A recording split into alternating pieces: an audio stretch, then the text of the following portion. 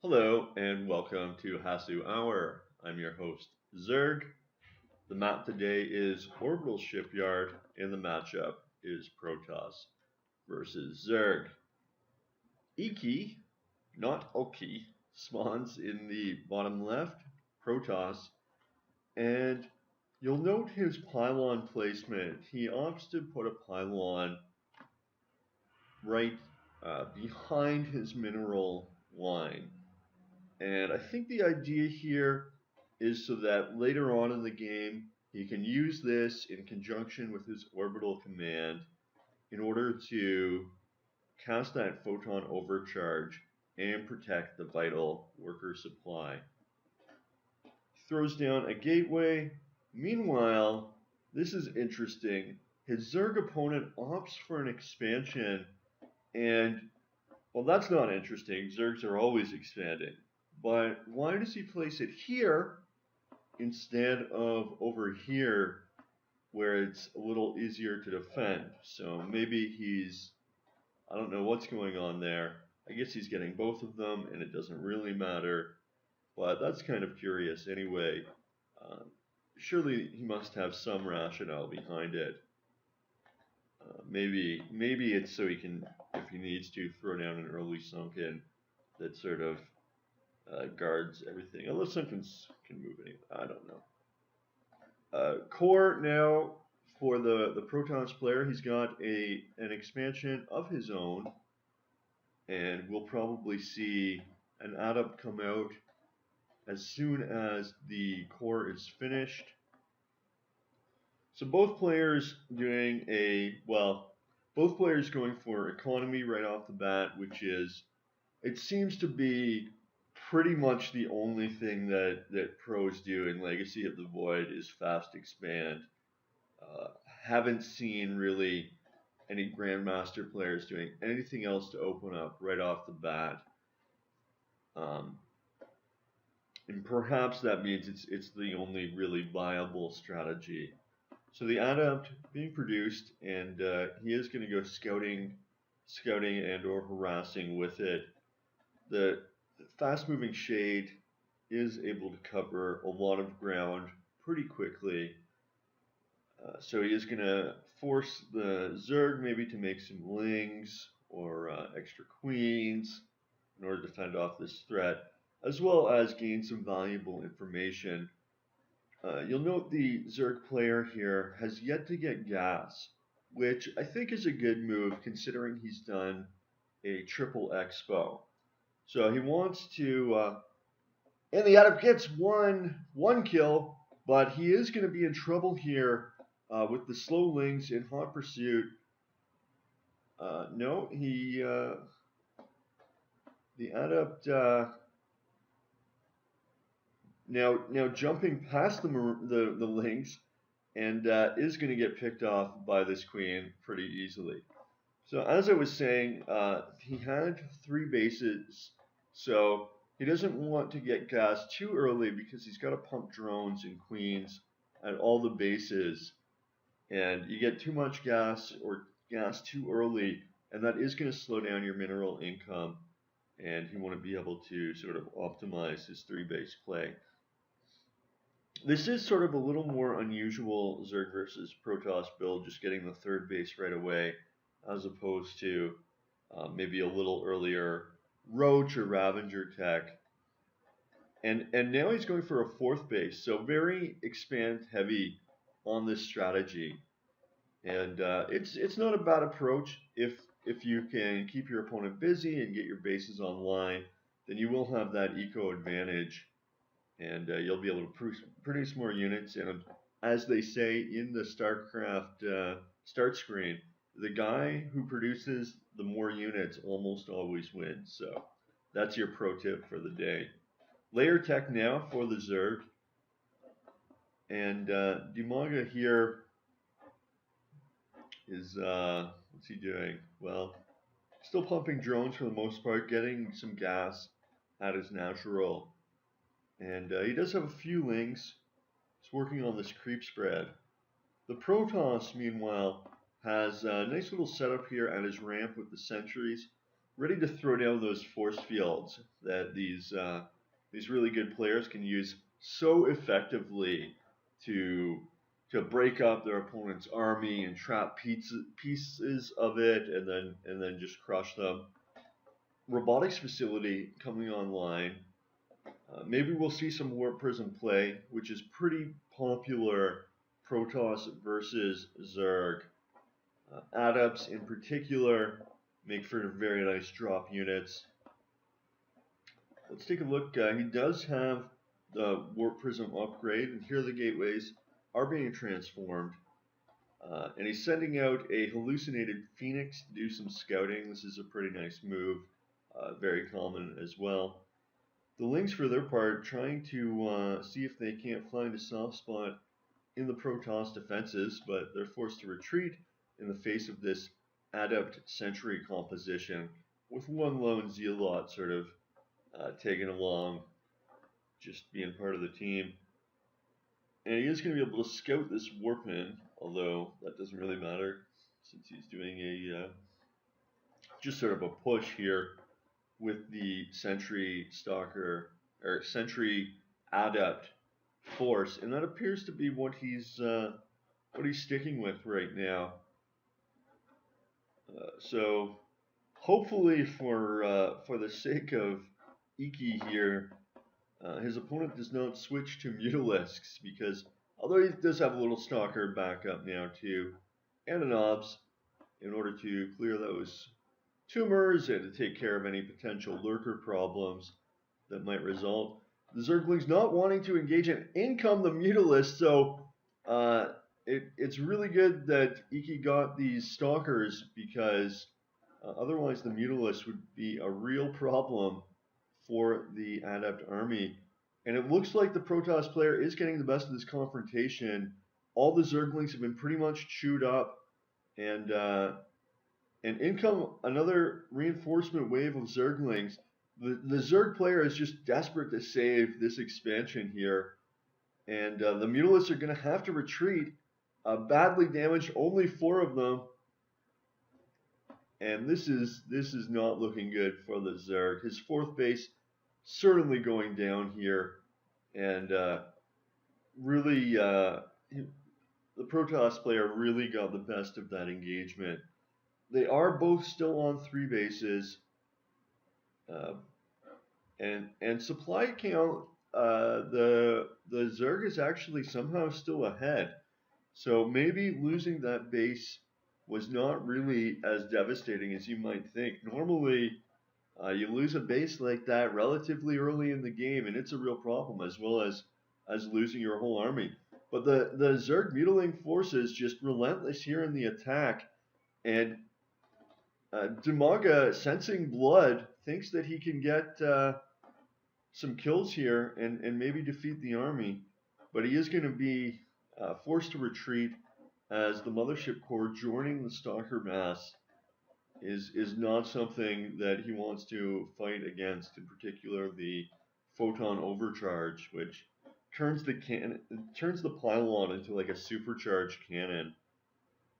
A few actual Phoenixes here, taking care of the stray Overlords. And nice Mutalisk micro here. Dumaga is keeping his opponent pinned in his base, but these Phoenixes are truly air superiority fighters, and they have this really annoying ability to just fire while they're retreating, and they're very fast and very strong. So the Mutalisk forced to retreat, and as the Protoss player gears his composition more and more towards countering Mutaling, the Zerg player is in worse and worse shape. The Phoenix, in particular, very effective against the Mutalisk. And in come a whole bunch of Speedlings, and these guys are not going to do much. In fact, they're forced to retreat. So that wasn't great, but losing like 7 or 8 Zerglings is not a big deal, especially when you have such a dominant supply lead. And now the Zerg player switching gears, opting for Hydra Lurk in addition to the mutilating forces. So this is a nice switch, and oh, these mass phoenixes are going to be in a little trouble against the Hydras, although with the rest of the Protoss force, maybe they're going to be able to do something here. And the Protoss player tactically retreating away from the burrowed lurkers who are on the move again. And lurkers very difficult to attack once they're burrowed. You really have to play this sort of hit and run game where you stay out of their range. Is he going to cancel the Nexus, or can he retake this fourth base? The Nexus is going to go up, and in comes the Obs, but the Nexus is down. So all in all, that was a pretty successful attack, although you really have to ask yourself, at what cost did the Zerg destroy that base? His supply advantage is practically gone. His forces were routed, and now the Protoss player is going to counter, and it is going to be a ferocious attack. So the Zerg's going to muster up his forces as best he can in order to fend it off.